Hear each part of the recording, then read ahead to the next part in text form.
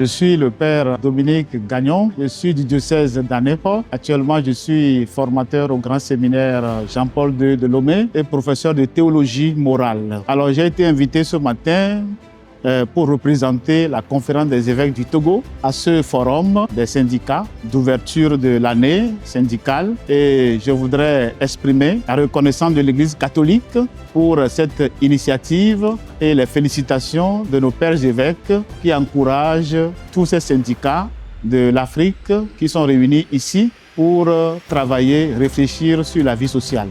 Le thème est intéressant, il s'agit de la sécurité, de la construction de la paix, de la cohésion sociale.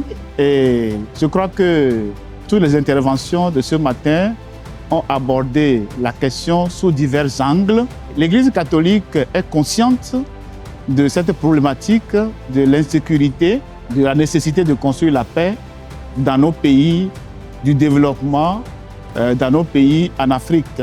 Et la contribution de l'Église catholique en termes de construction de la paix est surtout une prévention.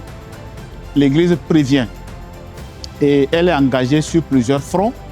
La formation, la conscientisation, à travers surtout l'institution que nous appelons le Conseil épiscopal Justice et Paix, qui travaille à la formation des consciences et qui travaille avec les populations, de sensibilisation de masse sur les valeurs de la paix, de la non-violence et de la cohabitation pacifique. Et puis, il faut aussi souligner l'action de nos pères évêques qui, à chaque moment de la vie, de l'histoire de nos pays, interviennent et accompagnent avec leurs conseils et rappellent les protagonistes à travailler pour le bien commun.